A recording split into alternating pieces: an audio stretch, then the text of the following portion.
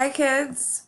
So this is a new thing, Screencast-O-Matic, and I'm trying to work on going over the lessons with you in a different way today than I did last week, just sitting in front of the screen. So hopefully this will work out. Um, we have our lesson plans for today, Tuesday, April 14th, and the quote for the day: a poem begins as a lump in the throat, a sense of wrong, a homesickness, a love sickness, by Robert Frost. It's a pretty deep quote there. A lump in the throat, a sense of wrong, a homesickness, a love sickness. So I think another word would be a yearning, something that affects you deeply, something that evokes memories in you. So you're going to write about some people, things, events, or memories that evoke strong feelings in you. You may want to write about a person you miss, a time you enjoyed, or your home, your family, or your pets. So you can go ahead and make sure to get that started by writing the date at the top of your page, April 14th, 2020. Your topic is whatever you're going to write about, so you don't necessarily have to think of it right now, but it's going to be something that evokes strong feelings in you. So it could be a person, it could be your dog, it could be a sport. It could be, I know somebody was talking about, last year, Ava and John had to leave, and that was hard for some people. So it could be something like that, a person that you miss. You may have moved and you miss a place that you lived, or maybe just some of the ways that you've interacted. You can also write about strong feelings about a new place that you are and what you enjoy about this new place. So I used to live in the Chicago area, but I'm really happy to be living here in Lynchburg, Virginia, and I could write about that, the joy of the starting over, of a new life in a new place and a new beginning, and how beautiful and that has been, and how thankful I have been for that. Happened about, I guess, 8 or 9 years ago now. All right, so we are going to go over poetry and free verse. I know usually when you think of poetry, you may think of rhyming. We have a lot of different types of poetry that do rhyme. So we have, um,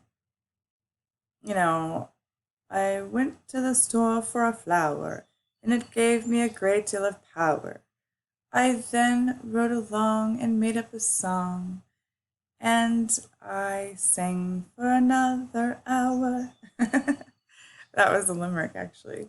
A little bit off, but that was a limerick, the rhyme scheme of AABBA, meaning that, those endings have the same rhyme scheme there, the same rhyme. So rhyming is a great deal of fun, and we will be doing rhyming.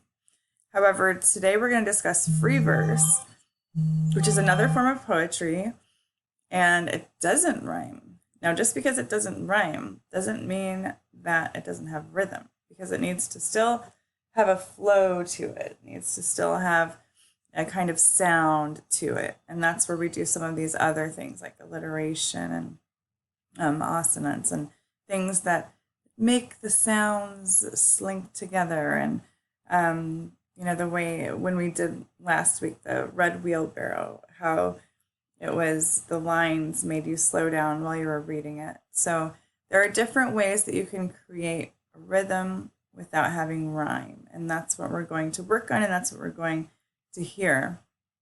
Also, we're going to read from 3 different poets today. And I want you to recognize how, of course, in any writing, the author has a voice and expresses their voice and says things in a way that only they can say. So even when we all have the same exact assignments for the rhetoric assignments, and you have the same format and everything, all of you come up with very different essays. Even, a summary of a story, you come up with very different summaries, and then you come up with different arguments. So has to do with who you are and your way of expressing, the way that you think, and your writer's voice. So a poet's voice, although in essays their voice doesn't always come out a lot, because sometimes it's very, if you have a research paper, it's very much, this is the way it is and this is what you have to say. In poetry, the voice is very important, and it's very evident. The personality, what's coming out, how somebody writes. So different poets are going to write very differently. We have seen William Carlos Williams, and we have seen some other poetry. Last year we focused a lot on Shel Silverstein's poetry. This year we're going to focus more on some of the classic poetry, and just, various poets. I want you guys to have a taste of an understanding of various different poets. And all of you uploaded some amazing poems, so you've got a great variety of different types of poetry that you enjoy as well. So you have the poet's voice that you write with, that you hear when you listen to somebody else's poetry. And some people will like certain poetry and other people will like other poetry. Some people will enjoy poetry about nature. Others may only enjoy poetry that's kind of silly. Others may really enjoy deep, heartfelt poetry. So it's all kind of up to your taste and your feeling, your way of expressing and your way of understanding others. But I want to give you a little bit of understanding of a few different poets, and then you are going to write some deep poetry this week. And at the end of the week, a little bit more, not necessarily silly, but a little bit more fun poetry. So let's go ahead and read Remember by Joy Harjo. Joy Harjo is a Native American poet who is very much, she cares about her, how do I move it over? It doesn't fit in the box, and I can't move the box. Wait, maybe I can. Oh, I can. Awesome. Okay, so Joy Harjo, as you can see, was born in 1951, and she is, her voice is definitely, it comes from that culture, the Native American culture, the rhythms and the caring about nature and the connection with nature. So you can notice that as we read through this. You can also notice there is personification.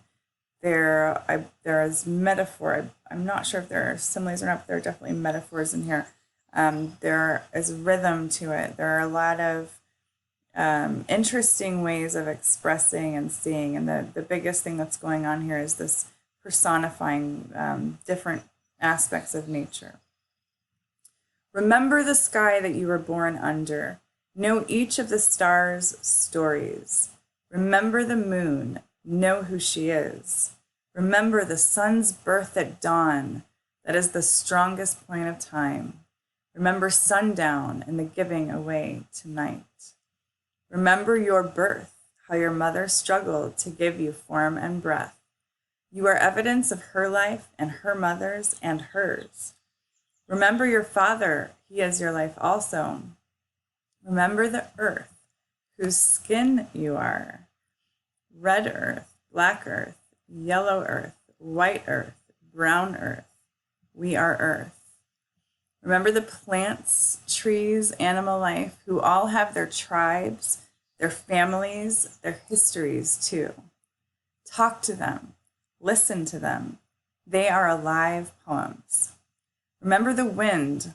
Remember her voice. She knows the origin of the universe. Remember, you are all people, and all people are you. Remember, you are this universe, and this universe is you. Remember, all is in motion, is growing, is you. So there's more. Remember, language comes from this. Remember the dance languages that life is. remember.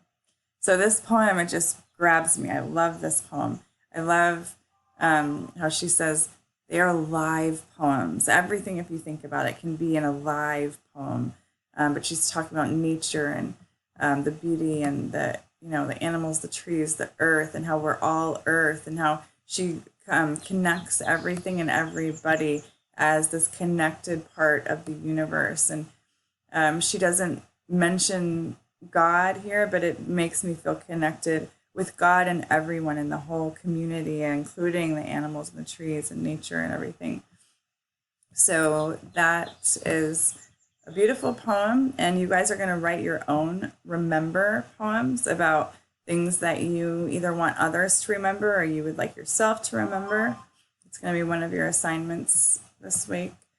And I'm just going to quickly go over the other two poems because this new format that I'm using only has a short time period here. So this one, I was interested to find a poem called Pandemic. We're living in a pandemic right now, and poets often write about the things that are actually occurring in life. Very immediate, very much about feelings. So this is also an option for you to possibly write your own poem about this. This is by Lynn Unger, and it was just written March or April 2nd. So it was just written recently by this poet who wanted to, or it says March 11th, 2020. Okay, so this poem was written March 11th, 2020 in response to the COVID-19 pandemic. Now, this is what she says. What if you thought of it as the Jews consider the Sabbath, the most sacred of times? Cease from travel, cease from buying and selling. Give up, just for now, on trying to make the world different than it is. Sing, pray, touch only those to whom you commit your life. Center down. And when your body has become still, reach out with your heart. Know that we are connected in ways that are terrifying and beautiful. You could hardly deny it now. Know that our lives are in one another's hands. Surely that has come clear. Do not reach out your hands. Reach out your heart. Reach out your words. Reach out all the tendrils of compassion that move invisibly where we cannot touch. Promise this world your love, for better or for worse, in sickness and in health, so long as we all shall live. And that's like a marriage ceremony, some of those words. So I thought this was beautiful. When I saw that there was a poem called Pandemic, I was expecting something negative and maybe depressing, but instead it's this beautiful understanding of, hey, that we're in this position, so let's take this rest. Let's appreciate where we are. Let's enjoy this and be still. Now, the next poem that I'm going to show you has to do with that stillness. So this is perfect timing for poetry, as you will see right here. It's by Wendell Berry, who wrote some poems that were called Sabbath poems, meaning, he expressed the beauty of stillness and of rest and of nature and all of that. So this is called How to Be a Poet by Wendell Berry, and in parentheses you see, to remind myself.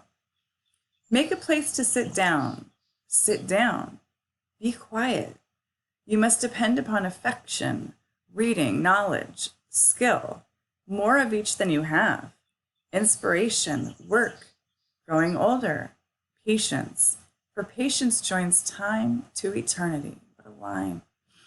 Any readers who like your poems doubt their judgment. Breathe with unconditional breath the unconditioned air. Shun electric wire. Communicate slowly. Live a three-dimensional life. Stay away from screens. Stay away from anything that obscures the place it is in. There are no unsacred places. There are only sacred places and desecrated places. Accept what comes from silence. Make the best you can of it, of the little words that come out of the silence, like prayers, prayed back to the one who prays. Make a poem that does not disturb the silence from which it came. So there's this theme about the beauty of nature, about resting, about being silent, about seeing what is around you, about feeling the experiences of your life, of nature, of what's happening. And there's a beauty to this. So go ahead and finish, through the lesson plan here. and you are going to write your own poems.